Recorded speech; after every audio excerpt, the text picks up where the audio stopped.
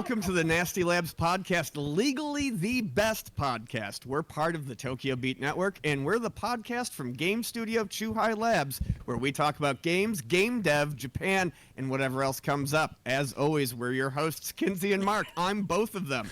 So open yourself up at Chuhai and let's go. Holy shit. Kinsey, that was your best introduction ever. Wow. And Kinsey, your beard is really coming in this season. I'm a big fan of it. Who the hell do we have on the line today? It's Thanksgiving, so in true Chuhai fashion, that means that we have Ian Ferguson back on the line with us. Ian, welcome back to the Nasty Labs podcast. I'm very happy to be here. I love that I've somehow weaseled my way into a tradition on another podcast. And, yeah. It's great. I look forward to it every year, almost as much as I look forward to cooking. So, hell yeah! Oh man, it's been the last time I think we've all spoken was on this podcast. I think we need to change that, not just do this. We do.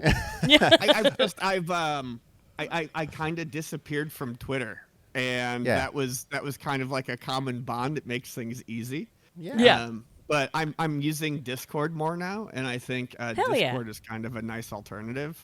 And Blue Sky as well. But I think Discord is kind of used by more people. It seems more central. It seems like a good place to regroup and meet your friends when your social media site goes to shit. Yeah. Speaking of social media site going to shit, why don't you explain to me that sweater that or that shirt you're currently wearing? Are you wearing an aqua? Yeah. Yes, I am. What the hell? I have seen them twice this year. You've seen aqua twice live.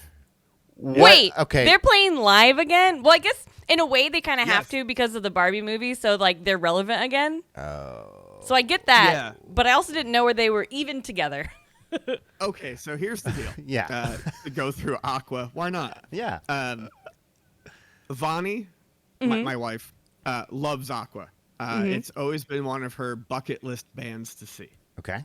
And Aqua has not toured the U.S. since 1997. Damn. Oh, okay. In 2019, right before the pandemic hit, Aqua did a tour in Canada with Hadaway. All right. Eiffel 65. Oh, God. What? The Real McCoy. Keep going. Keep going. Yeah. Hold on. There was one other one. Oh, and one half of the Venga Boys. Okay, good. All right. Yeah, the better half. All right. Yeah, all right. We wanted to go, but we were just coming back from a trip and we couldn't make it work. Anyways, we got news this year that they were touring again, and they were doing their first U.S. tour since 97, and they were only doing 3 dates: New York City, L.A., and Niagara Falls, Ontario. Oh, okay. Of course, as you do. All right. Right. So anyways, when it came up, we bought tickets and we went to the LA date, and it was a lot of fun. I don't think they expected to have as many fans as they did. They packed the place out. It was the Belasco Theater. It was a really cool venue. And I like Aqua in that it's catchy, fun pop, but it wasn't until I met Vani that I, started to know both. Well, there's 3 albums, but technically people only recognize 2. Right. Yeah. Listened to both albums, and when I saw them live, they were fantastic. So when they decided to come to San Diego, they decided to do a full world tour after the success of those 3 dates. I was like, sure, let's buy tickets and go again. And they had merch, and I'm a sucker for pink and blue sparklies. So there we go. I Perfect. had to buy the shirt. But yeah, they play with guitars and bass and stuff. They do it like a real band these days. It's fun. Let me guess the opener. It was Sugar Ray, and it was and who else was on? No, but seriously, who was on this nostalgia tour? Someone I've never heard of. It was some Australian woman named Vassie, and she belted out some house jams. She was fantastic. I'd never heard of her before. That sounds The great. first time we saw them, the openers were awful. I don't even remember the names. They were awful, but last night it was actually pretty good. Oh, you literally went last night. This was last night. The second time we saw them was literally last night. Oh, well, awesome. okay. That is the shit. Okay, this is super relevant. Well, overall, how was the experience and what was the crowd like? I'm I'm really The intrigued. crowd was impressively eclectic. I was Right. not the oldest person there. Well, I mean, obviously it's a nostalgia act, so I'm not Sure. going to be the oldest person there. But there was like, I saw a couple dudes in like their 60s nodding their head. Like, it was all over the place. Yeah, That's the amazing. crowd was extraordinarily mixed. I think we should just make this the podcast for the remainder of That'd be so other fun. nostalgia acts you plan on seeing for the remainder of the year. I normally don't, but yeah, this is a good time. That sounds like so much fun. And I It really really like Aqua because, yeah. I What's don't your know. favorite song by Aqua? I like In the Heat of the Night, we are having a siesta. Oh, right. Okay. Oh, no, fiesta, and we'll dance until siesta. Oh, all right. Fucked it up. No, that's good. I couldn't Yep. name a second song. I couldn't, unfortunately. I know they go deep. They've got some good cuts. Yeah. Do they do a cover? I bet they do like a banging cover of something. Did they do anything? No, No. Wow. no, they just Wow. do all their own songs, Oh, good. and Wow. they have so much fun up there. They're like, oh, people like us over here. Like, they very much seem like fish out of water. They have a good time, but they're just very, very surprised about this country. They think this is a very weird country. I feel like we need joy in our lives, and they're a joyous kind of group. Like, of course, you're gonna have a good time. Well, that's exactly. We're not an Aqua podcast, unfortunately. No, But speaking of joyous Okay. times, Yeah, hit us. What you got? I finally went to the brand new Nintendo Kyoto store. Because it just opened like 3 weeks ago, 4 Okay. weeks ago, something like that. And I tried to go a few weeks ago, and I could not get in. Like, Right. I got the time ticket, but it was for like 4 or 5 hours from then, and I was like, nah. Sure. Like an hour or two, I could go get like lunch or a drink or something, but like 5 hours, Right, get out right, of right. here. Like, is there still a time get ticket? out of town. Yeah, get out of town. Is there still a time ticket to No. go? Oh, okay. Well, I went on Sunday at like 7 o'clock p.m. and we just walked right in. Did you I mean, it buy a was bunch of crap? packed. Tony was like, make a mental note of what you want to buy because we are not waiting in that line. You will buy it at a later date. Like, Wow. So you bought nothing? I that bought was nothing. I Right. just looked around. It had a lot of similar things to the Osaka and Shibuya stores. Right. And I'm not sure how similar the merch is to the New York store, but it's probably pretty similar. And it had some like exclusive Kyoto stuff because all the locations do. But the biggest thing for me is that it like looked way different because I feel like the Shibuya and Osaka stores, they look almost exactly the same to me. Okay. Like their layout, the way the merch is laid out, everything looks the same. But Right. this has like a very different feel. And they also have like a rooftop deck that has like photo op spaces. Oh, cool. So like there's like a big like Mario on a flag that you can pose next to. That's cute. And they have like benches. All the benches are like blocks, POW blocks or question blocks. Right. And Oh, so nice. that was really cool. I really liked that they did something a little bit special for the Kyoto location because like it's Kyoto. It's like the birthplace of Nintendo. Right. Should do something. Yeah, it's about time. That'll be the first place we take Ian when he comes to Yeah. Japan. We Which, are starting to plan our trip for October of next year. Yay! you heard it here first, all right? So you'll be at our studio in October. That's perfect. That'll be the 4th anniversary party. We'll throw it around you coming to our studio. Yeah, no, we will. Sorry, It'll be dude. mine and Bonnie's 10th anniversary too. Oh, awesome. Yeah, so- That'll be the perfect time to hand each other divorce papers. You know what I mean? Like, it's been real, you know. I salute you. We've reached the peak. Yeah. And speaking of peaks, we have a great episode lined up for you, starting with What Up, where we talk about what we're playing. And then we're going to slide right into the main topic, which you guessed it, it's Thanksgiving. And then we're going to talk about the news, and then we'll answer your questions from Discord. Hey everyone, it's David Petrangelo, one of your hosts from Remember 64, the podcast that goes on the totally tubular journey through the Nintendo 64's library. Join us as we dive into classics from Nintendo, Rare, and into the early days of polygons and 3D worlds. Yes, we're covering it all from top of the charts down to the dingy basement and everything in between. We may even find a few hidden gems. Ooh, intriguing. Remember 64, only on the Tokyo Beat Network.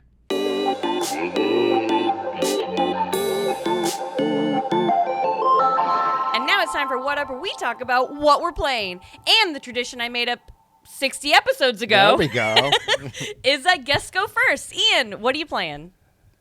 So I've gotten really into like dungeon crawling RPGs again lately. Nice. It was when I was working at Luna, like I never had time to really like, or maybe I didn't want to put time into RPGs because I worked with video games all day.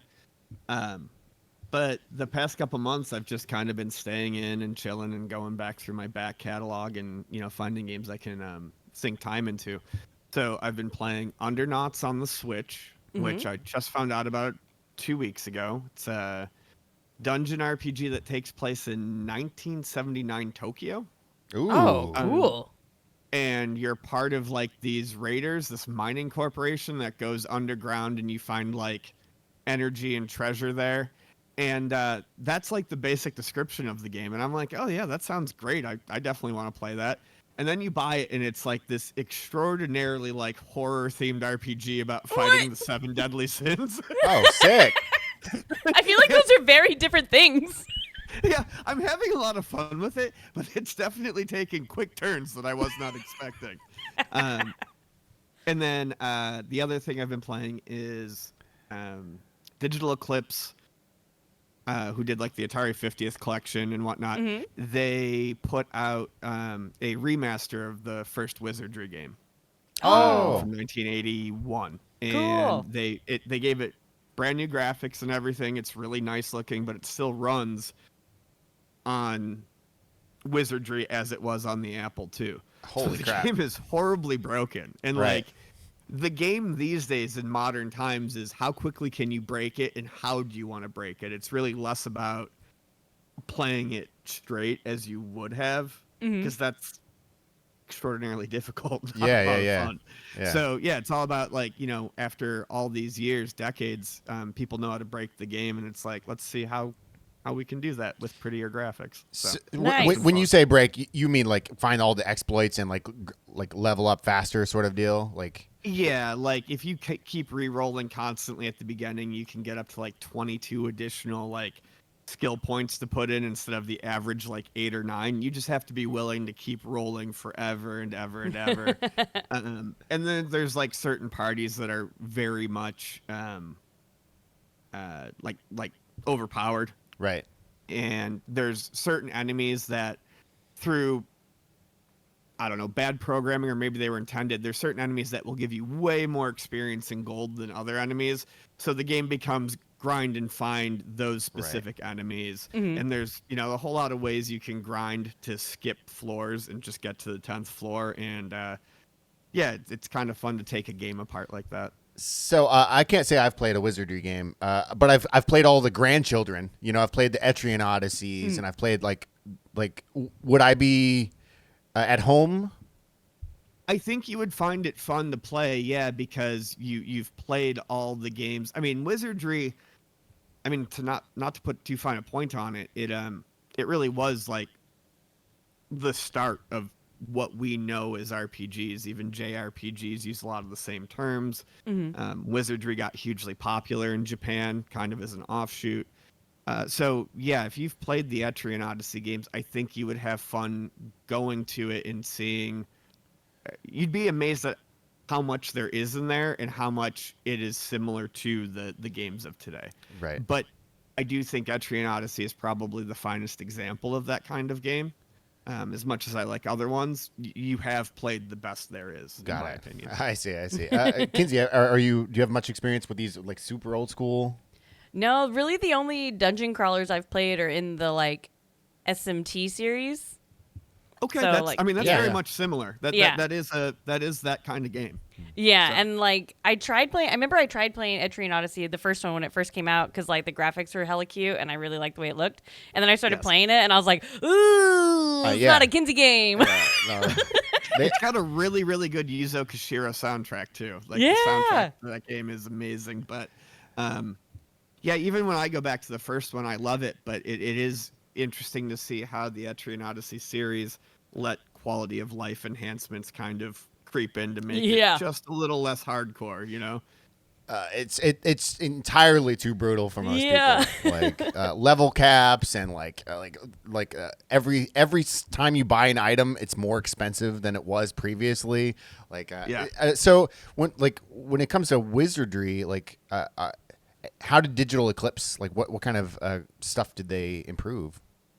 So it does have an auto mapping feature. Oh, great! Nice. Which is nice. So you don't have to grid out your own maps on graph paper. They added, like I said, the graphics are really nice. They're continuing to add more animated graphics as time goes on. But one thing they did add that I love, they added a bestiary. Oh, there you go. Oh, nice. So that wasn't in the original, and what they added here is it doesn't change really how the game is played. It's kind of like a layer on top of the original game. But when you fight enemies now, you can choose to investigate the enemies, which gives your back row party members a little more to do than just defend. And there's a random chance of them discovering new info about an enemy. And I think you have to successfully investigate the enemies 4 or 5 times to get all the info. Mm-hmm. And what it does is, I think because they know people are going to break the game. The main way people play the game is level 1 and 2, grind on 2 until you can grind on level 9, go to level 10, beat the boss, beat the game. So by giving you this cool bestiary, they've introduced very slyly this Pokemon-like mechanic, because there's over 100 enemies in the game. So now if you're a completionist or a huge fan, there's reason to go to all of these middle floors and add their info to the bestiary and say you've got a 100% complete bestiary. Oh, that's So clever. that's the biggest addition they've added, and it really does add a lot of fun to the game. Is Digital Eclipse one of the best developers out there? I just want to Atari 50. The path they have taken over the past few releases they've done really does blow my mind. I mean, their collections are good. The TMNT collection is great. I mean, all those collections are great. But Atari 50, the making of Karateka, the care they're putting into this Wizardry remake, and whatever else they've got coming out in the future, I really like this angle, and I really like they really kind of focus on an old era of computer gaming that I think a lot of console gamers aren't aware of. Yeah. Mm-hmm. And I think that's, as they proceed, I think they're going to focus on a lot more of that stuff. And it's going to be interesting to see how, I guess, kind of mainstream video games reacts to some of these releases in the history of them. Yeah. I like to think that I know a lot about older video games, but then I also have a lot of blind spots. And playing Atari 50, for example, I was oh, Missile Command on Atari 2600 was incredible. Mm-hmm. I had It's really fun. Yeah, it's really fun. Yeah. It's super limited, but it's fun. But and then playing all these things, I'm oh, there's a lot of shit that I really did miss, and I feel really silly. So now Digital Eclipse, they are the shit. Yeah. Fuck Chris Kohler all day. But no. Chris Kohler, friend of the show. Yeah, of course. Friend of mine. Yeah. No.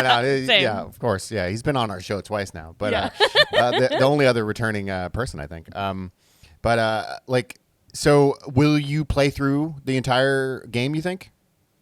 Wizardry? I will break it and finish it, and then I think I will give a more concerted effort to going through those middle floors and trying to fill it out. Mm-hmm. At least until I get party wiped for the 6th time, and I'm no, I'm good. I'm done. Yeah. I've been there, saw that. I'm not. So what are you playing it on? I'm playing that on Steam. I love my Switch, and I still play PC Engine and Game Boy, but I've largely become a PC gamer. Neither Sony or Xbox have really convinced me of the necessity to go out and get one of their consoles. Mm-hmm. And so much of it runs on my PC that it's just why bother? It's easier. Wow. All right. Are you playing anything else? Oh. Besides those, I've really gone back to playing a lot of Spelunky too. Oh shit. No. We can't talk about this. We can't talk about Spelunky ever around me, okay? Why? Okay.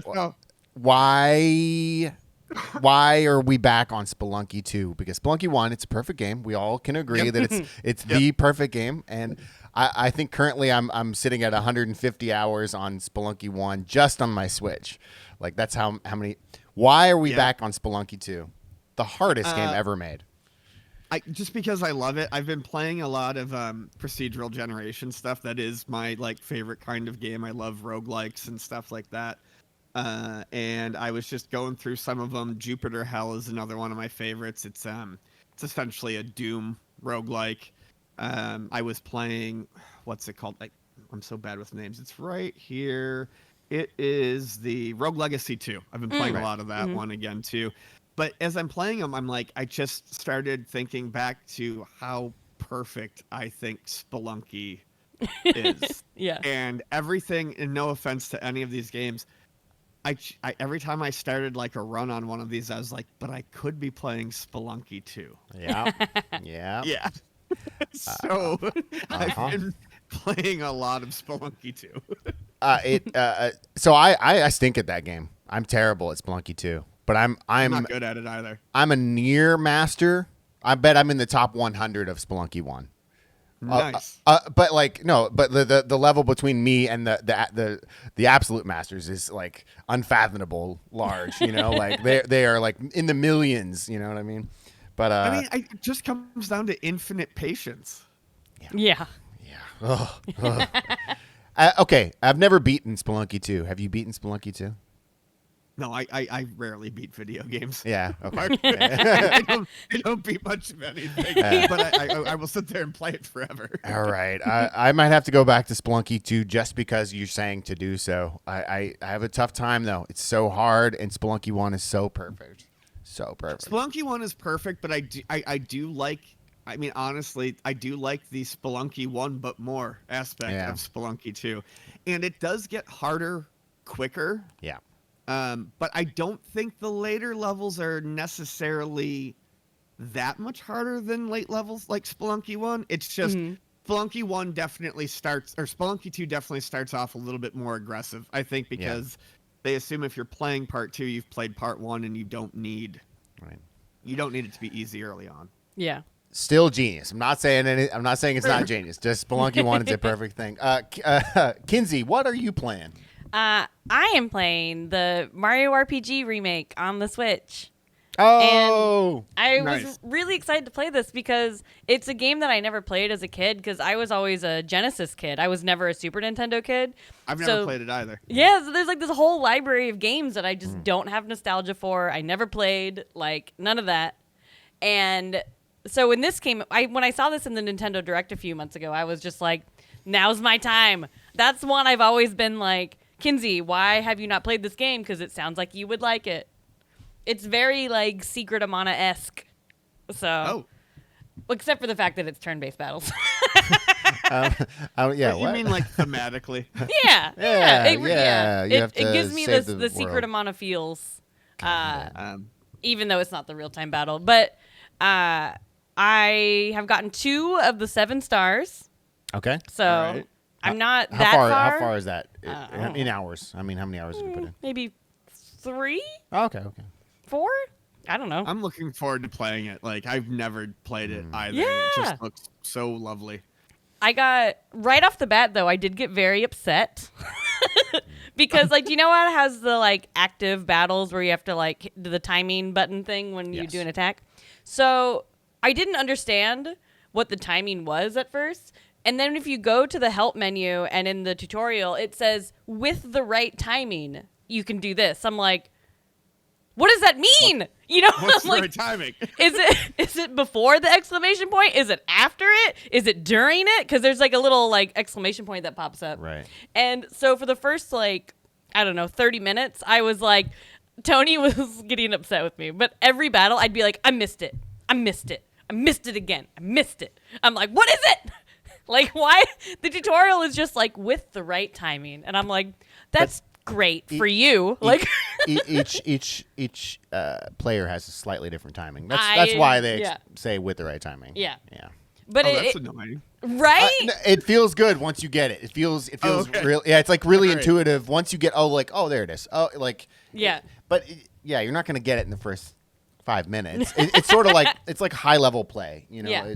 it's just like it benefits just to play more. I don't know. Yeah. You- But it was funny at first because like when you on the very first section that has like actual enemies, that's not the like intro part, but like the very first section, I was doing that, missed it. And then I would just like die over and over and over and over and over and over again because I was like, fuck. Because if I could hit the timing right on the defense, then you get, with the really low enemies, you don't get hit at all. Yeah. So I'm like, theoretically, I shouldn't be getting hit at all. And I was like driving myself absolutely crazy because, and I kept replaying that section because I was like, I'm going to get it. I'm going to get the timing down before I battle anything more difficult than these because I want to know what I'm doing. Right. Right. And like, it was, Sounds like what I would do. yeah. I would do that. Yeah, I mean it's designed so kids can play it and not do that, or Right. adults can play it and do that. Yeah. That's what is. You know, it's. So I kind of figured it out. It's like before the exclamation point. So, and I've noticed too, I don't know if this is true, but it feels like when they have weapons, it's like basically right when they lift it up, like before they're going to hit is when you push it. But then when I had this one Mallow, the Cloud Boy, Aw. I got his timing down perfect. I could get his every single time. But then I equipped him with a weapon, and then I lost it. And I was like, oh, no! That's funny. So it's just vibes. You gotta. It's just vibes. vibes. There it is. There we go. Yeah. So you're enjoying it overall. You're like, Overall, yes. good. You think it's really cutesy and a nice little story. Like. Yeah, so far it's really good. There was one part at the very beginning, so not a spoiler, where it has like Lakitu dropping the spiny guys, you know? And I felt like he dropped them forever. And so I did so much level grinding right there. I was like, Lakitu, I got all the time. You just keep dropping them. Now that I know this timing, I'm just going to level There up. you go. And so that was pretty great. Because I also am a sucker for like level grinding. Sure. If I can like keep going, like at a certain point I kind of like it when games, this area is clear, you know, I can move on with my life. Right. But when Right. things keep respawning and I'm like, I'll just do one more battle, and then that can go on I'm forever. surprised Entry and Odyssey wasn't for you. Dungeon grind. Yeah, this actually sounds like exactly your game. So I did that a lot. So I say I'm 3 to 4 hours in, but like people who have played it before, I'm probably not that far. Sure. 20 minutes. Yeah. I've gotten 2 of the 7 stars. Yeah, that's funny. I'm not sure I'm going to play it, but I did read one thing about the game. It was saying that the secret boss from the original is not the secret boss in this one. Ooh, And different that's secret. And so, like, that's the, as a returning fan, maybe I should go. I still haven't decided if I have the mental bandwidth to spend 25 hours or whatever it is. It's still a great game. I mean, Yeah. I'm glad you're enjoying Right. it. Like, Yeah, I like it a lot. Like, I don't know why I'm getting such strong Secret of Mana vibes. I think it's mostly just like the way, like when you walk into an area, the way the enemies are and everything. It reminds me a lot of Secret of Mana, and the music reminds me of Secret of Mana as well. But It's I that just have era of cozy Squaresoft. vibes. I mean, Yeah. it makes sense. Yeah. Yeah, and I love turn-based games, and there's like not a lot of those going around these days. So I'm having a good time. good. Yeah. Yeah. Usually I say, Kinsey, will you finish this game? There's no doubt in my mind that you'll finish this game. Yeah, You will. I don't think it's horribly long. It's not long and it's easy. Yeah. And it's fun. It's a fun time all the way through. Yeah, I'm- I'm having a good time. Although, like, it was funny. I went to my first item shop, and I had like I could buy like one of everything because it was after my Lakitu hour, and like, but I'm trying to figure out who can wear what. You know, like the beginning of every RPG sure. where you're like, who wears Yeah. what? I could buy some pants, and it was like Mario can't equip these pants. Then who are they for? I was like, bro, don't wear pants. He's Donald Ducking it over here. Yeah, dude. And I never knew it. It was, Hell yeah. I bought 2 frilly shirts in Underknots. Now, if you're playing an RPG, who do you think would be able to wear a frilly shirt? Probably a mage, right? yeah. Yep. Both mage types are the only people who cannot wear frilly shirts in Underknots. What? Yeah, doesn't make any. I mean, mages aren't known for their style. I'm just throwing it out there. Like they're filthy people, and they're saying incantations. Like, Tricksters. Yeah. They're tricksters. Yeah. But if you see even a quintessential red mage, they're literally wearing a frilly shirt in Final Fantasy. Yeah. No shit, you're right. You're absolutely right. That's like the main tell of their costume besides the feather in their head. Yeah. So I'll hop in. what are you I'm playing a game that's kind of similar to you, Ian. I'm playing the remaster of Metal Gear Solid right now. I'm playing that on Switch. I'm playing Metal Gear Solid 1. It's the first time I've played it since 1998. And have either of you played Metal Gear Solid 1? Nope. Metal Gear Solid 1? Yes, and I loved it.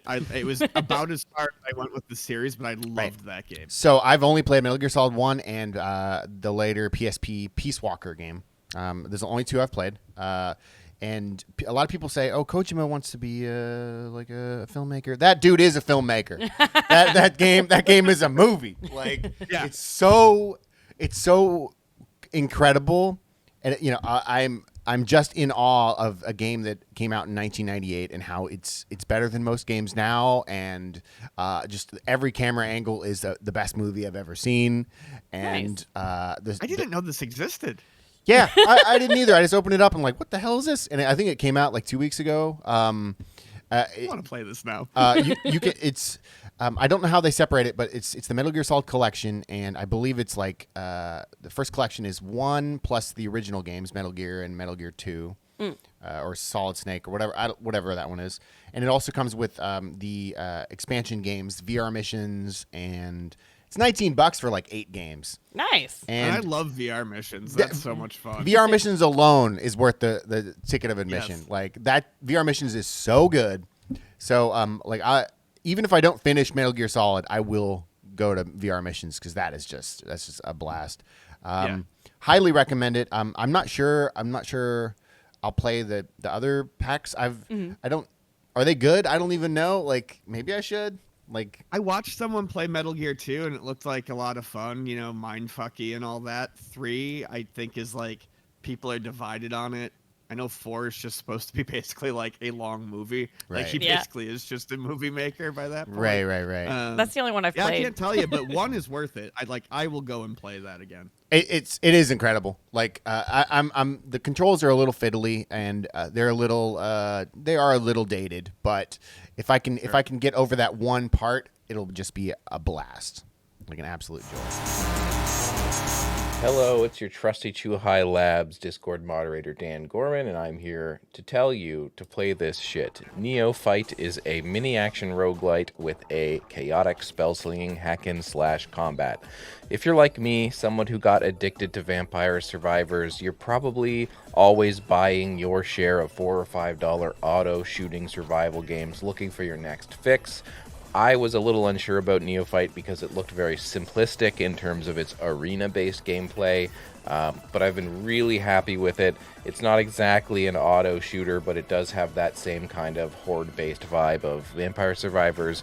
It's simple, like any other VS-style game. You pick your starting attacks, you gain upgrades between every round, there's fun synergies, and the shorter gameplay lends itself to this kind of game. Instead of having 30-minute runs every time you play, or starting a game because you just want to play for a few minutes and all of a sudden you've spent 30, you're at the end of a 30-minute level and you're I need to stop playing, I gotta go do something. So I really like that about Neophyte. The developer has been giving the game a lot of attention, adding new items, characters, spells over time, so it's well worth a couple bucks. Check it out on Steam. Right now it's like $4 Canadian, so you have no reason not to check it out. Neophyte on Steam in early access. It's well worth it. This has been Play This Shit with Dan Gorman. Check us out on the Chew High Labs Discord, and remember to play good games.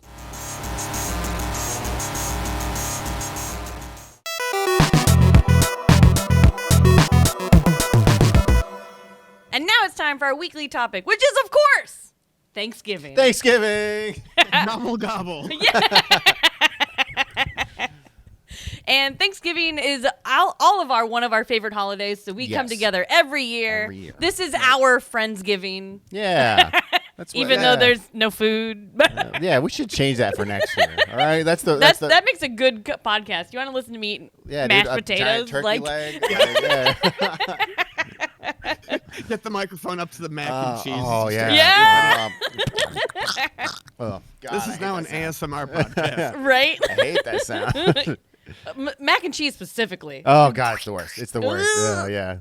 So what? It's delicious, but it sounds awful when you say it. Agreed. Yeah. So what are your plans for Thanksgiving this year, Ian? I'm having an existential crisis because Uh-oh. Oh, I'm no. not cooking. I'm not cooking a meal this year. What the fuck? Not entirely, anyways. So our friend, he's a convention friend. Vonnie's known him for a long time. He's he vends like horror movie posters and stuff like that at the big monster conventions around here. Really good dude. Mm-hmm. He asked us to come up, and we were like, yeah, sure. Yeah, that sounds like fun. Let's do it. And he's a good dude. And I agreed to it like real easy. Uh-oh. And it was only like this week I'm like, I gotta start getting my shopping list together. I gotta start figuring out what I'm oh my God, I'm not fucking cooking. Are you bringing like a dish? Yeah, mac and cheese. I'm going to do mac and cheese. I love making mac and cheese. Making a sauce of any kind is like therapy to me. I love making sauces and soups. I love reducing and whisking and tasting. It's the best. Yeah. Yes. It's the jam. And make it So- cheese? Yes. Yes, yeah, Yeah. exactly. So I'm gonna do mac and cheese, and then I'm probably gonna do a Ferguson tradition appetizer is bacon wrapped water chestnuts. Oh, all right. Very delicious. I will probably take some of those up there as well. That's about it. I was talking to my friend today who usually comes over here for Thanksgiving dinner. And he's like, "Do you have plans for Thanksgiving?" I'm like, "Yeah, man," and I'm freaking out about it. So I was like, "Tell you what, do you want to come over Saturday and I'll just make a Thanksgiving spread?" And he's like, "I'm not going to say no." And I was like, "Okay, then that's what I'm going to do." Hell yeah. So maybe not that big, but I got to make some sort of big meal this week. Yeah. So usually, now if maybe my memory is wrong, but doesn't Vonnie, your wife, go down to Tijuana and get a bunch of tamales as well? Yeah, that has been a thing in the past, and because of some things that have happened, she's not down there as much anymore, and does not have. Her mother passed away. Right. She's not down there as much anymore. I think we're gonna try to get those. So we haven't decided yet. We're either gonna try to get those for December, or we're gonna try to make tamales together. Uh-oh. And I'm really leaning towards the making tamales together, and it's gonna be a beautiful and fun time, no matter what the outcome is.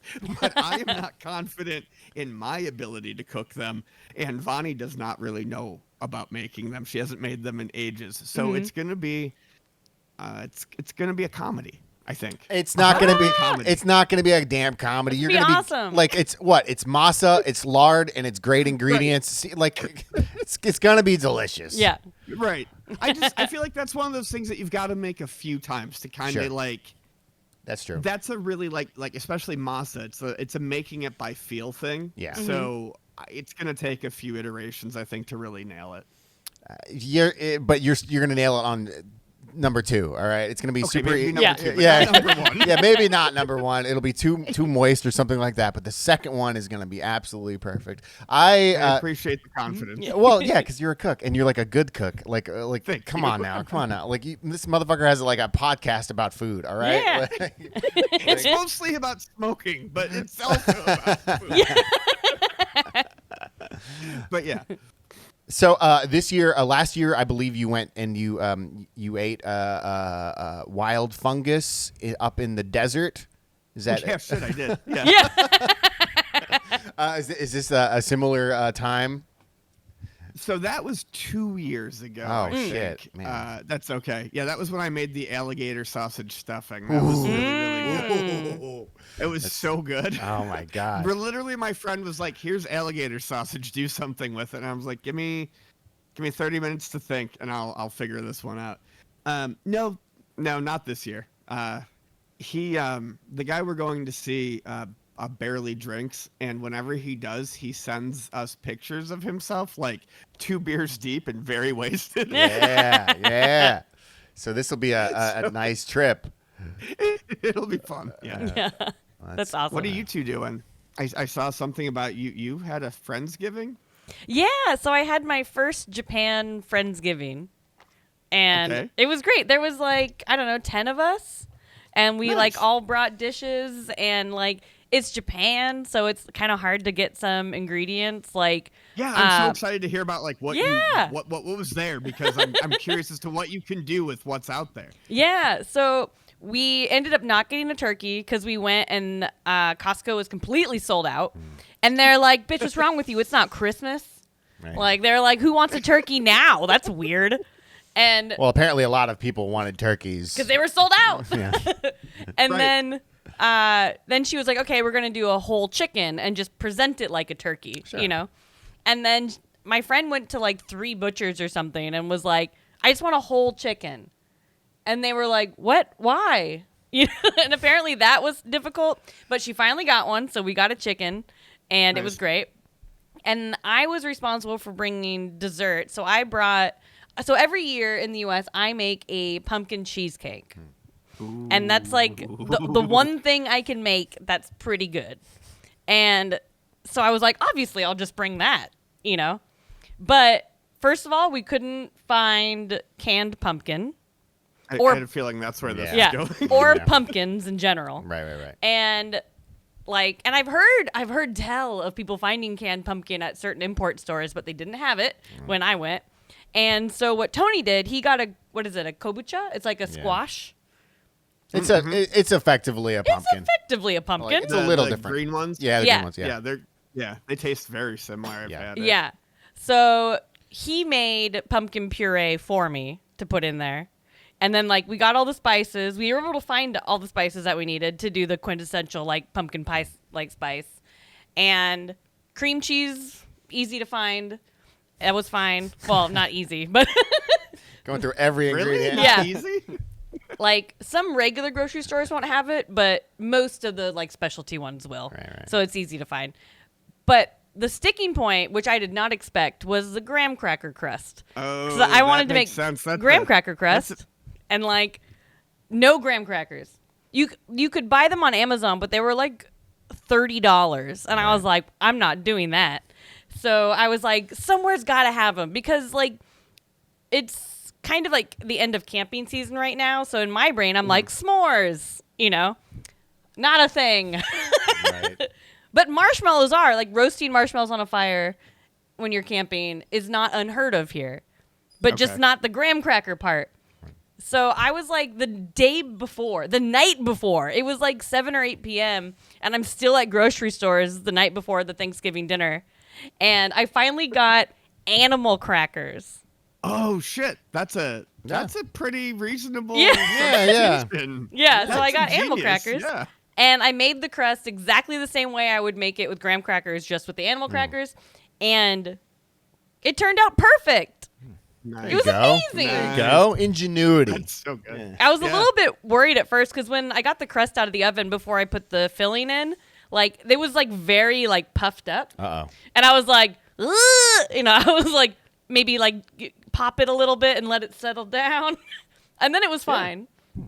But yeah, everything turned out great. I have an oven, which I didn't know. I thought it was just a microwave, but apparently it's a microwave and an oven. So this whole time I've lived here, I've had an oven. That's what I was curious about, like with the chicken and whatnot. I know oven is not exactly like a common cooking method. Yeah. Was it like a air fryer, or It's do an you know how oven. the chicken was done? Yeah. No. Oh, Yeah, my friend has okay. like a pretty big like kind of toaster oven. A convection? A convection oven. oh, okay. Gotcha. Oh, So that would've worked been fine. Delicious. And then one of my friends brought stuffing, and stuffing's like one of my favorite things. And I love it. People I love to it. hate they love to hate the seasoned wet bread, but I love the seasoned wet bread. It's the best delicious. item on the menu. A good stuffing. So fucking good. Ooh. I feel like for 3 years in a row, we've all been like, stuffing's the one. Yeah. Like that's we have. I mean, because it is the best. We all love it every year. Yeah. Yeah. Someone sent me a picture of deep fried stuffing balls Tell me more. from a place in Chicago. That sounds delicious. And they come with a side of gravy that you dip in that they make out of the drippings from their Italian beef. Oh my And I God. was like, and they're like crispy, like cracker crispy on the outside, but soft. Like I would imagine they're probably like Thanksgiving takoyaki. in Oh my terms of, like, God. consistency on the inside. It sounds so good. But Italian beef gravy, I mean, that's genius too. Sounds so good. Like, You're just using what you've got. In Yeah. an ingenious way. man, I want to go to Chicago. Like, Right? That sounds god tier. That sounds so good. Oh man. But my friend who brought the stuffing had trouble finding like the right kind of sausage to go in there. And like, You need that sage sausage. yeah, and she couldn't find it. So she ended up buying this other sausage, but she didn't realize it was spicy. So then we had That's like always this fun. like spicy sausage, sagey stuffing. And I didn't know that I needed spicy stuffing in my life because that's not something I've ever had. And it was amazing. Nice. Yeah, That that's, sounds so good. So Like it- a real. Yeah. It all came together in the end. We had like several countries represented who didn't know what the fuck Thanksgiving was. It was awesome. That sounds so great. Yeah. I mean, that's really what Thanksgiving is. Not to get all Charlie Brown about it, Mm-hmm. but I mean that is. Yeah. Like Thanksgiving is, people are like Thanksgiving is an awful holiday, and it's like, well, it is when you think about the origins of it and shit. but Yeah.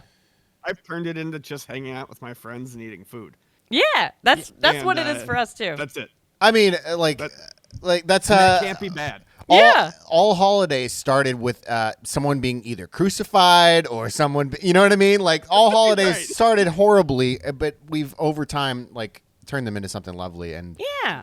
They were days of dread, not celebration. Yeah. And we slowly turned that Yeah. into right. but I think Christmas used to be an orgy. I'm pretty sure. Like so, we've definitely downgraded that one. Nice. Unfortunately, like come on, guys. It's a bit more tame. Come on, man. Yeah. So I totally agree because like make the best with what we got. Like, so Yeah. this year I'm gonna be air frying a chicken and I'm gonna make Nice. I'm gonna making stovetop stuffing, not the stovetop stuffing brand. That's terrible. No, I'm gonna be But making stove- on the stuffing on the stove. stovetop. Yeah. Because I don't have the facilities unfortunately to make all of the classic stuff. But I mean, it's gonna be dope anyway. Yeah. Like, Yeah. Air fryers have got to be like a boon for places that don't generally or always have ovens because it's just a countertop oven. I mean, it's a countertop convection oven. Yeah. Air fryers are amazing. I only recently I went on the Wikipedia like a dork of air fryer and it was like somebody at the company was just like, hey, let's take convection oven and just rename it. Yeah. Like, Yep. Like And how it was brilliant. brilliant because I mean that's all it is except it does come in a little neat little thing but like it's not a better item than a convection oven like Well, what it's funny is early air fryers went out of their way to look like fryers. They've got baskets and everything like that. And they're like, oh, this is very new. And then 2 years later, you look up air fryers on Amazon or wherever, and it just looks like a toaster oven with a fan in the back. Yeah. Like, Yeah. let's drop the pretense. This has always existed. I feel like it's a lot like when Nintendo came to America with the Nintendo Entertainment System. It's no longer Yes. video games, guys. This Yeah. is entertainment system, all right? This belongs on your big wooden TV. Look at Rob. It's a toy. It's Yeah. a toy, Yeah. all right? It's entertainment. Nah, like, Oh, whoops, it's something different. Yeah. Yeah. It's a convection oven. boom, It's a video game. boom. I love it.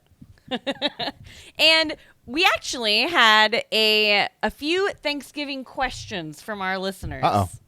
And I decided to put those here because obviously we're talking about Thanksgiving. We got real questions too. I mean, these are real questions. Okay. But yay, Thanksgiving questions. Thanksgiving questions. The first question is from our wonderful mod Steven, and it's pitch us on Thanksgiving Forever. Because as you probably know, we published Halloween Forever a few years ago. So a side-scrolling action game about American Thanksgiving. Uh-oh. If you were to make Thanksgiving Forever, what would it look like? Oh, okay. Can I start? Yep. Because I already got something. Okay, so you're a 6-foot turkey. All right, and you've got a shotgun, and you need to feed your family, and all you can find around you are brand new settlers. You know what I mean? Like that's all you can do. The end. Okay. Well, let's throw this to Ian. What would you like to see in a game called Thanksgiving Forever? Okay. Here's where we're going to go with this. We're going to take, let's think of 5 Thanksgiving foods, okay? We're going to go turkey, mashed potatoes, green bean casserole, sweet potatoes, and let's do apple pie, okay? Okay. We're going to magical girl them. Yes. Okay. All right. We're going to magical girl them, and we are going to take out the pilgrims and reclaim the land for the Native Americans. Okay. I love it. That's where I'm going with it. It's going to play a little bit like you ever play Samurai Pizza Cats or Yeah. NES? Yeah. What a weird where you pull. can switch between some different powers and whatnot. That's what we're going to do. All right. I love it. That actually works quite well with our game. Yeah. Thanksgiving saves the day. Yeah. All right. All right. Kinsey, what you got? I think I'm going to go a little bit less shooty, but I'm pulling it out Come on, as come it on, arrives. come on. But Yeah. so, okay, it has to be a side-scrolling action game. Are you improvising right now? Yeah, because I had an idea, and then I realized I didn't follow the rules. Then don't get rid of the rules. What's your idea? No I- rules. Yeah. There's no rules here. My first thought was basically a puzzle game like Suika game, but it's all like Thanksgiving foods. Oh, yeah. Okay. Sweet Was good, my but first Thanksgiving. thought. And you're Yes. trying to get up to the turkey. Oh, there you go. Oh, that's perfect. Yeah, that's cute. Yeah. Non-confrontational. Yeah. You, Mark like, and I are both like justice. yeah. Kill them boys. Sweet. What's the next question we have Next here? question is from Juno. And here in Brazil, there is no Thanksgiving holiday. We don't even have a context for what it is. All I know is that everyone sits around a big table and eats a very big chicken. What else does it mean? And in Japan, do they celebrate this as well? No, he says, do they celebrate this festival as well? This is Turkey Matsuri? Yeah, he all right. So Juno is a big fan. He's a guy from Brazil. He's being very silly. He's not. He's just being a little bastard for sure. Yeah. Why don't Ian? Why don't you explain Thanksgiving with your new terms and the big chicken? I mean, I don't think he's necessarily entirely wrong. No. I mean, at the end of the day, that's what I celebrate. I celebrate sitting around a big table and eating a large chicken. Yeah.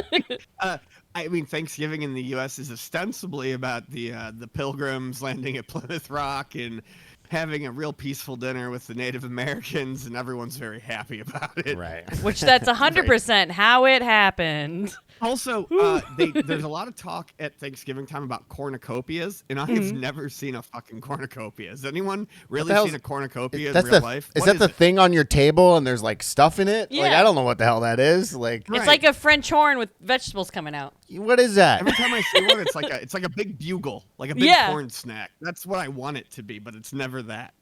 I don't know what our festival is anymore now that we talk about this. It's about being thankful.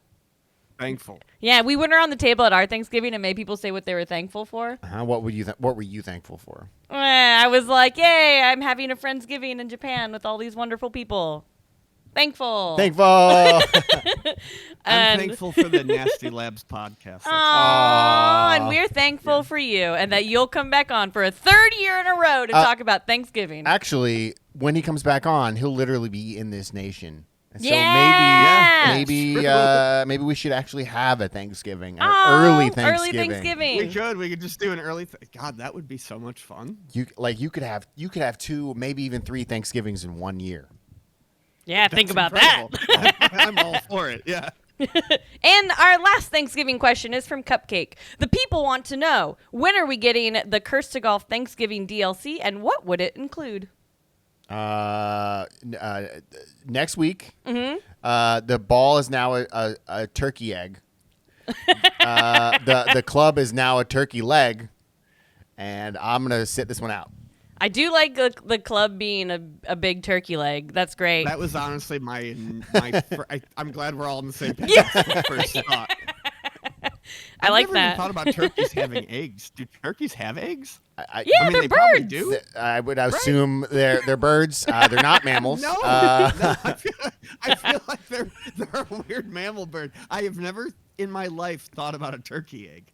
Have you? Okay, so you're from upstate New York. Have you ever seen a turkey? Like Yes. a wild turkey. There used to be a turkey. I'm assuming it was maybe a different turkey every year, but there was a turkey that used to walk around on back and forth on my friend's street every year in the fall for about 3 years. And then I have seen a turkey in my parents' backyard once, and I've got to tell you, when a turkey takes off, you're not ready for it. They're You're big. Not ready They're to big. See a turkey jump into the air. It's very strange. It's really weird when a turkey just kind of flutters. It's weird. Yeah, they're all over where I'm from, but not like nuisance level, but they're definitely all over. Right? They're kind of jerks, right?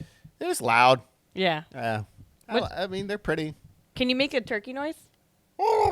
No. Pretty good. It's a good try. They're like fall-colored peacocks. Yeah. Yeah. Delicious peacocks. They're autumn Oh, peacocks. Yeah, Aw. delicious. I just want the Curse to Golf Thanksgiving DLC to be turkey leg clubs. Okay. And everyone's got like a turkey feather fan, like all the characters. Oh. Like Oh, no that's other good. additional thing. They're all just got turkey tails. I like it. That's it. That's Okay. That's it. That's the All right. whole thing. And then the last thing I have on here Uh-oh. for Thanksgiving Uh-oh. is if you were to play a game on Thanksgiving. Yes. So like think a big group game or a family game. What would you play, or what have you played? If we were to play a game on Thanksgiving, Yeah, what like would a we video play? game. Yeah. Thanksgiving Thanksgiving Showdown is a game I'm inventing right now. It's which of your uncles gets the drunkest? Uh-oh. And it's a video game. Oh. No. What do you play in? I actually have an answer. Like, we have a traditional answer for this. Vonnie and I, every year on Thanksgiving, hook up the Saturn and play Congo. Congo for the Saturn. Oh, I And love every that. year we get a little closer to beating it. I don't know why Congo for the Saturn. Congo, is our or Thanksgiving like game. the movie with Tim Curry, Congo. Absolutely. Okay, I didn't know that was a game. Of course it is. It must be terrible. Is it a terrible game? It is. It's very bad. It's a Saturn exclusive. Of course it is. All right. It's Wow. a Saturn exclusive first-person shooter, and I get What? nauseous trying to watch it in motion. The only real way to play Congo, the game for the Saturn, is to kind of just like play it by the mini map and aim yourself in general directions and hope you can kind of suss out where you're going. Wow. It does not have a save. It uses a continue system. It's a first-person shooter with a continue system. Oh my god. Oh no. I think there's, I think it's 7 levels, and we have made it to the last level multiple years in a row, but have never beaten the game. Wow. Damn. Wow. Yeah. Kinsey, what about you? So like games like this, it's always weird because you always have like the people who don't play games also in these like Sure. kind of dinners, like playing with my family. But I've played like Jackbox with my family on Thanksgiving, or when the Wii was big, we played a lot of Wii Sports. Sure. Yeah. So yeah, I think Jackbox was the most recent game that we played all as a family, because then everyone That can stuff is great. try. Yeah, it's great. For me, my dad, we don't have consoles at my parents' house besides my Super Nintendo, and he always boots up Donkey Kong Country. Nice. Yeah, and he just likes that game. He doesn't like it enough to play it when I'm not there, but he's like, oh, let's sit around and play Donkey really Kong. cute. I And like he's that. terrible at it, and but that's not why we do it, obviously. Yeah. Oh, I love that. Yeah. Well, That's cute. Happy Thanksgiving, everybody. Happy Good. Thanksgiving. Happy Thanksgiving. And now it's time for The news. And just like always on Okay. our Thanksgiving, always-ish. Whatever. On our Thanksgiving episode, the Game Award nominees have been announced. Oh shit! The Game Right? Awards. Game hold Awards. On. Hold on. Ian, have you ever been to the Game Awards? I feel like you would have gone in a tuxedo and like been like. No, I don't think I've ever watched the Game Awards, but it's fun to talk about it because of that. So okay. So before we get into the thing, the categories, like, anybody want to go? I would go. I would- I yeah. like award shows. Yeah, I mean, it seems tacky, but it also seems fun, and it comes on. It live streams at a very convenient time for us in Japan because we can be working and then watch the Game Awards as a company. So It's at like 11 a.m. or yeah, something it's like that. super convenient for us. But Nice. like yeah, we get to dick around for half a day. But Get a breakfast sandwich. yeah. I of course would go if I was allowed to go. Yeah. I would love to wear a tuxedo. That's a great excuse to wear a tuxedo. No, I would too, and Vonnie would welcome the excuse for me to dress up. Yeah. Yeah. It'd be so fun. Besides like a t-shirt and jeans. All right, let's hit it with some categories. Sweet. We're not going to go through all the categories because that's a podcast in itself. What? So we're just going to pick a few. Let's start low and go high. Start low, go high. Yeah, because there's so many categories, and obviously we can't hit all of them because shitload. Yeah. So here, let's do Ian pick a category, you pick a category, and then we'll round it out with the best of the best. Okay. Awesome. Ian, All right. what category do you want to go through? I don't even know what's going to be here when I click it, and I probably haven't played any of them, but we're going to go with Best Adaptation. Oh shit! Because that's a great Nicolas Cage movie. Oh, there we go.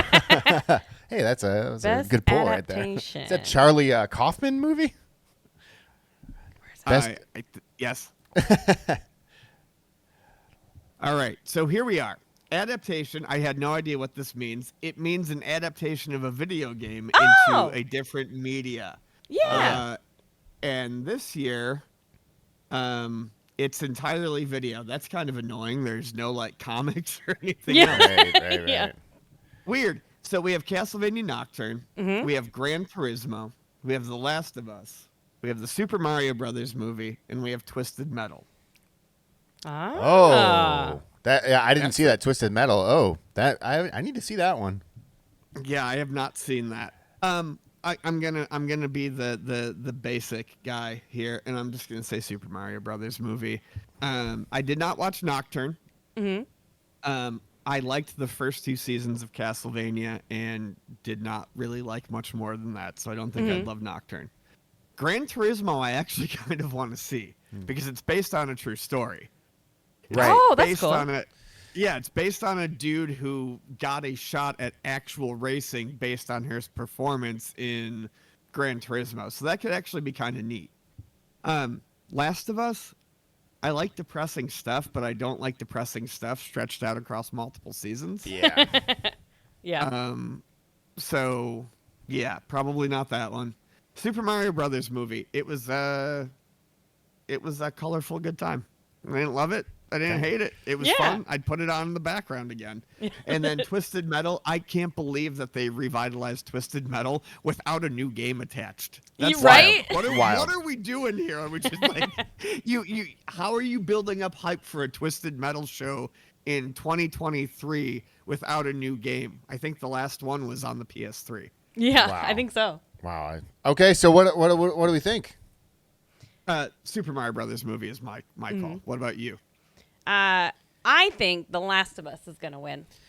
Okay. I'm gonna. So I haven't seen The Last of Us. I am also gonna say it's gonna be The Last of Us. I think that from a political standpoint, it gets more points to bring up somebody from The Last of Us up on stage. Well, I I feel like both Last of Us and Super Mario could do that. Well, actually, shit. Twisted Metal has, like, what's his butt as Sweet Tooth? no idea. Fuck. What's his name? No clue. Yeah. But Lego okay. Batman. He's in Arrested Development. Okay. Well, whatever. Will Arnett. Will Arnett. Yeah. Will Arnett. Okay, so if it's what's gonna win, I think I could see Last of Us. I was playing this wrong. I was picking what I wanted to win. Oh, sure. And Yeah. I feel like that would have been Super Mario Brothers movie. But yeah, I think The Last of Us is probably going to, because it pulled in so many people that really don't have any knowledge of the video game. Yeah, Yeah, definitely. I think that's going to be the winner. And I loved it. Oh, yeah. I mean, I want to see it, but I'm with Ian. I can't just watch misery on screen for 12 Bonnie hours. loved it too. Yeah. All right. Okay, Pick a category. mine is going to be best debut indie game. Best debut indie game. Best Because debut. this kind of indie. relates, you know. Yeah. Okay, so we have Cocoon. Oh, I haven't played any of these games. Oh, I've played a little bit of one. We have Dredge, we have Pizza Tower, we have Venba, and we have Viewfinder. This one is fairly easy for me, and I think Viewfinder is going to win by like a landslide. Yeah. I think you have Viewfinder or Dredge. I haven't played any of them, but Viewfinder is the one that definitely stands out to me as something that I would enjoy, and I'll get to it as soon as I get through some of my backlog. But that one, I remember seeing like early footage of it and how it was going to work, and I thought Right. it was very, very interesting. Yeah. And it's so beautiful. I want something like Pizza Tower to win only because it's absurd. And the rest of them aren't really absurd. They're just like art first, and but Pizza Tower is just like some nonsense chaos. Yeah. I want I like things. the animation. Yeah. It looks like the animation is great. It looks so ugly in a good way. Like, Yes. like I'm really into it. I should get around to playing that one. Yeah. And the company's called Tour de Pizza. Come on now. That's a great beat fucking, it. yeah. Kinsey, what's your category? All right. So the last two we're going to round out is Okay. going to be Best Indie Game and Game of the Year. Okay. Okay? So we'll Okay. start with Best Indie Game. And the nominees are Cocoon, Dave the Diver, Dredge, Sea of Stars, and Viewfinder. Wow, this is a lot like the last category. It sort of is. Yeah, come on, guys. Come on. What are your thoughts? For Best Indie Game, man, I can kind of see Dredge, Sea of Stars, or Viewfinder winning. I can see all three. My thought is this is going to be they're going to political move, and they don't want to have somebody like one game win across the board. Mm-hmm. So I think Sea of Stars is going to take this one. Yeah, I could see that. Yeah. Just based on what I've heard about Sea of Stars, and I really want to play it. But I mean, all of my friends are in love with it, and they keep telling me, like specifically, you are going to love this game. I haven't tried it yet, but I mean, looking at what's up here and what I've heard of, I hope they win. Yeah. I mean, they've brought a lot of joy to people I know this year with that game. Yeah. Yeah. Tony, my husband's playing it right now, and he like doesn't play new games ever. So I was really surprised when he was playing it and like really enjoying it. Oh, that's good. Yeah. Yeah. Like, of course it's good. Yeah. Like, of course. It's just a matter of when do any of us have time? It's so far none of us have Right. played any game. Like, oh no. And finally, Game of the Year. oh shit. The I have nominees not are seen what these are. Yeah, hit me. Okay. Alan Wake 2, Baldur's Gate 3, Spider-Man 2, Resident Evil 4, Super Mario Brothers Wonder, and Legend of Zelda Tears of the Kingdom. Okay. This is Ooh. a tough Pissed. one. I'm pissed. Yeah? I did not look at this. I assumed Armored Core 6 would at least get a mention Nope. for Game Nope. of the Year. Yeah, you'd think in the place of like Resident Evil 4. Like, I mean, Resident Evil 4 came out Yes. in like 2002. Come on, guys. Like, No, exactly. Like I'm looking at these and I get it. I know Alan Wake 2 has gotten a lot of buzz recently. I Yeah. think it came out somewhat more recently. Yeah. And I'm happy to see it. Baldur's Gate 3, totally understand it. Yeah. I started Yeah. playing it. It started eating my life. And I was like, we're going to set this aside until I have more time. Yeah. Spider-Man 2, I don't really have a lot of interest in, but I know the first one was really good and people Yeah. have enjoyed it.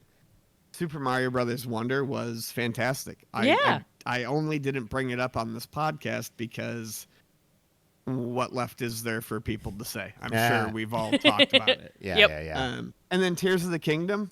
I mean, Vonnie's loving it. I mean, the construction is insane. I mean, from a purely mechanical level, it's mind blowing what Yeah. is possible in that game. Resident Evil 4, Jesus fucking Christ, really? Yeah, Not to put too fine of a point on it. Yeah. Especially because when Armored Core 6 was released, I mean, it's a FromSoft game. A lot of people were, thinking that was easily going to be in the running. And I am a big Armored Core fanboy, but I think that's ridiculous that it's not on there. Yeah. So what do I think is going to win? I guess looking at this, as much as there's really good stuff on here, personally, I'd want Baldur's Gate 3 to win. I think it's going to be between Baldur's Gate and Zelda, if I had to pick. Yeah. I mean, I 100% agree. I think it'll be Baldur's Gate, but I think it's probably going to be very close between Baldur's Gate and Tears of the Kingdom. This is a tough one. This is a really tough one because when they give out this award, this is the main award of the entire night. Like one is to get people excited, being Legend of Zelda, and the other is the better game. That's Baldur's Gate. I haven't played Baldur's Gate, but it's clear that that's that's pretty amazing. It's amazing. It's insane. Like it's as a D&D player, it's nuts. Like it. Every time I wish I could get together with my group and play D&D, I fire up Baldur's Gate and it scratches the itch almost. Yeah. I mean, there's nothing to compare with playing with real people, but it does feel like a living, breathing campaign. Yeah. It's so good. Yeah. So I guess the question to me is like, who's this the Game Awards for? Is it for the audience or is it for game developers? You know what I mean? Like I think it's going to be Legend of Zelda. That's what I'm saying. I don't want it to be. I want it to be Baldur's Gate. But that's my where my vote goes. I won't be upset with Tears of the Kingdom because I think in terms of as much as I love Super Mario Brothers Wonder, they took an existing formula and tweaked it. And they did it very, very well. Yeah. But Tears of the Kingdom and Baldur's Gate, even though Tears of the Kingdom, ostensibly starts on the Breath of the Wild engine, it adds so much to the world. Yeah. Both Tears of the Kingdom and Baldur's Gate 3 are games that manage to somehow incorporate this giant world with interconnecting things. In Zelda, it's how items interact with each other. In Baldur's Gate 3, it's how people and choices interact with each other. Mm-hmm. Both are, just insanely good examples. But I wouldn't hate seeing Baldur's Gate 3 take it. I think I would really like to see that. I'm going to say my one frustration with this list is they're all, with the exception of Mario Wonder, they're all sequels. Like, there's no... Yeah, they really are. And even Mario Wonder is sort of a sequel on the new Super Mario. It's not a sequel, but it's sort of a new Super Mario Brothers game. Yeah. Yeah, I feel like it's the way people review it and talk about it, I feel like Nintendo really did kind of posit it as a sequel, not even so much to the new Super Mario Brothers games, but to like Super Mario World. Oh, right. Yeah. Yeah, definitely. Yeah. Well, but either way, we'd all be happy if it was Tears of the Kingdom or Baldur's Gate, right? Yeah.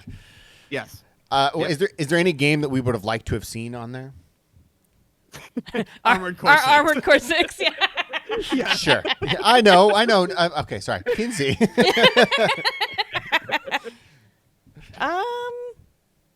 No, I think with the exception of Resident Evil 4 on here, I think these ones 100 they all make sense to me.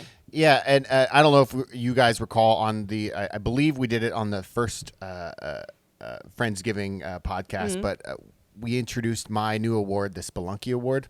Ah. And, yeah, that's right. I forget that we have brought up Spelunky many times. Yeah. It's the best game. So I'm a little frustrated that that's not an award, and that the winner, of course, obviously, well, hopefully, would be Spelunky this year. Be embarrassing if it wasn't. Yeah, and the Spelunky Award goes to Spelunky. Yeah. Well, now our second bit of news doesn't sound as exciting because that was way fun. What? But yeah. Our second bit of news is Steam recently announced a new version of their popular Steam Deck. The new model has an OLED screen, overhauled internals, making the battery life longer, downloads faster. It's going to be cooler and overall even a little bit lighter. And it's available now, and it starts at $550. And I think all these upgrades are awesome. And I don't have a Steam Deck, and it's one of those things where I want one. Right. And I especially, really do now. yeah, because like Yeah. these things are all great. You know, it makes me maybe want to buy one because it's probably the cheapest, most powerful gaming computer you can buy. Yeah, I mean, and the amount of stuff that it runs Yeah. is, I mean, from what I look at, is pretty impressive. I had a Steam Deck on pre-order, and I canceled it after I got my current laptop because my current laptop is weirdly a beast and runs most shit, and it's very small. So I was like, I don't, and it was the same year that the Analog Pocket came out and the Playdate came out, and I Right. love both of those. It was like, I don't need Yeah. another thing, so I canceled it. But now that I've become more of a PC centric gamer, and I'm a huge fan of OLED screens. I Yeah. love them to death. I think like OLED is the best advancement in video technology. I'm tempted, especially because the prices seem kind of tempered. Like the amount of storage you get and whatnot, I feel like it's actually a pretty decent a system for the price. Yeah. I'm buying one. Like it's not even. I previously borrowed our company's for like a month, and it's the best. That You was really the. do love it. I mean, because you're convincing me. I feel like I So should do this. I loved the first one. I loved it to bits. And if this has all of like an OLED and like all these other features, like of course I'm gonna get it. OLED and better battery, that's done. the two things I want to hear. I mean, Yep. I feel like I'm sold on that. The one thing that I like that they mentioned or that you added on this list is cooler. I will say Yeah. it did. After a while, it was a little sweaty to hold the original okay. price. Yeah, It was a little warm. Yeah, so I am glad they added that, or at least say they've added that. So that's cool. But with the other things like the battery life and the screen, done. Like I loved it. I played Cyberpunk on it, like full specs. I played Wolfenstein on it, full specs. Like what? It's insane come what on. it does. I don't play games that need those specs. I Yeah. really don't. No. Outside of Armored Core and Baldur's Gate, I play indie games that could run on a computer from 10 years ago. So that's great news. Everything I want to play will run on it. Hell yeah. Yeah. It's awesome. And one of my complaints about the Steam Deck was that it was heavy. And so the fact that they put all these other great things in, but it's lighter, Right. Oh, also makes me I did happy. not see that. I don't know how much lighter it is, but I don't remember that being a complaint for me, because I borrowed it for the month and I played it every fucking day. Yeah. But maybe it was It's a little heavy. I did find that the Steam Deck's large. it is big. It's It not is. exactly portable. I mean, yeah, Yes it is and no. large. So I don't know how big this one is. That would have been my only complaint about Yeah. the original, besides it getting hot. But I only now I'm remembering that because this says it's cooler. So. Yeah. I think the form factor is exactly the same. I think it's the same size. Oh, okay. I mean, Yeah. then that's fine. Is it Yeah. Switch sized or bigger? It's or... bigger. It's bigger. Yeah. Have you ever seen those Hori controllers, the controller grip controllers that you can put on the Switch? That's what Oh, I have. Is it kinda yeah. like- It's that exactly. it's that. Okay. Yeah.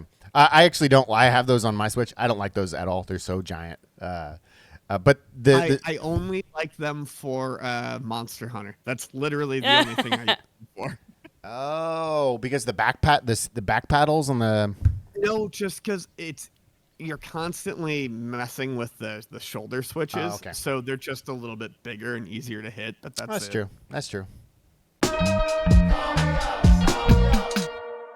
And now it's time for Call Me Up, where we answer your questions from Discord. If you ever want to ask us a question, go on over to the Chew High Labs Discord, scroll down to the Call Me Up, and ask your question there. By typing it in and pressing send and hit at Kinsey. And we did most of our questions today in our Thanksgiving category, but we do have one Okay. not Thanksgiving related question. Boo. Okay. So Steven asks, it's cold. What would you rather live in? A never-ending Kyoto summer, which is very hot and humid and gross, or a never-ending Sapporo winter, which is cold and a lot of snow? Polar opposites. So all right. So hold on. Ian lives in not humid San Diego, like beautiful weather all the time. That's not what we exist in. Yeah, we have. So do not. Yeah. like, don't think for a second that that's what you get with summer. Sure. Winter. Okay, good. Yeah, and especially when it's a place like Sapporo that like knows how to handle winter. Because snow is like super annoying when you live somewhere like Seattle and they don't have the infrastructure to like work anything out and like everything closes down and no one can fucking drive and like it's the worst. But in Sapporo, they have like heated sidewalks to keep like the snow off the sidewalks. And like they know how to handle snow. And so like life doesn't slow down there because it snows. And I think I would pick never ending Sapporo winter. Especially, those are like bonus points that if you're living somewhere who knows how to deal with snow, then it doesn't like interrupt your life. And that sounds great. You get the beauty. Yeah. I think for me, it's easy. I don't even like non-humid, and they are getting more humid, but I don't even like non-humid summers in San Diego. I fucking hate the heat. I hate the heat. Oh, no shit. I don't like it at all. I grew up in Buffalo. I know how to handle a winter. Yeah. I would absolutely take the never-ending winter. Yeah. And there's other bonus points. Hot soups, all right, all the time. Oh, you know what yeah! I mean? like we can drink ice cold beer and have hot soups. I fucking love Yes. soup. Oh my god! Because I literally one of my favorite culinary things is the contrast between hot and cold. It's wonderful. You got to have that contrast between hot and Oh cold. my god! Like we can have chili. We can have we can have anything we want. Food's better in the winter. I'm just throwing it out there. Oh, man. Speaking of soup. Yes. Okay. Small tangent. Yes. I just bought an immersion blender because it had like an attachment for like so I could make the cheesecake, and I didn't have a mixer. Right. So I got, instead of getting like a typical hand mixer that like for making pastries and shit, I got the immersion blender that has the whisk attachment just so I could use the immersion blender this winter to make soup. Did it! Oh my god! I am so happy for you when it comes to like my favorite things in a kitchen. The immersion blend, and I talk about this on Extra Napkins. The immersion blender is like my number one. I use my immersion blender a couple times a week. I find a reason to use it. Mm-hmm. I don't even have a normal blender. I just use my immersion blender. Yeah. I'm so excited. Welcome. It is my number one used tool. I assume. Send me all your recipes. They're amazing. Yeah. Dude. It makes all soup suddenly smooth and amazing if you want it to.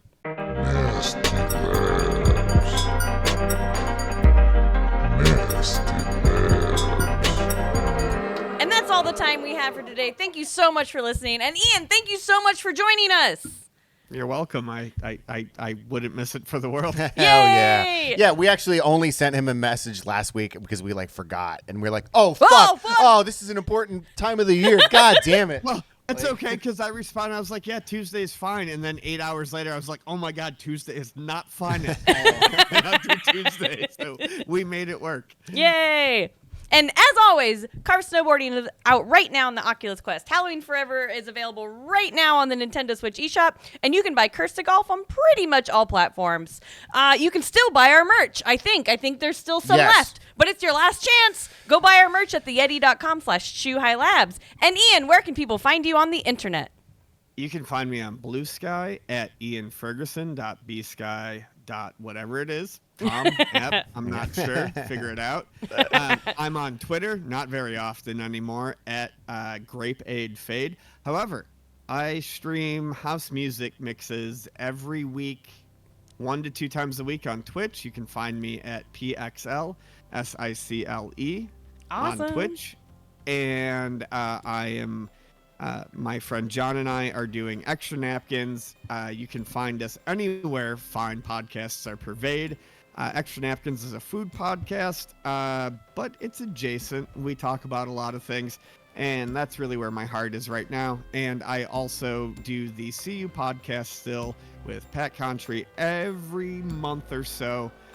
We still do new episodes. Awesome. And where can people find you, Mr. Mark?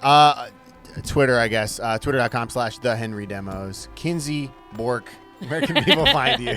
You can find me at Kinsilla, KINSCILA. I'm pretty much all the things.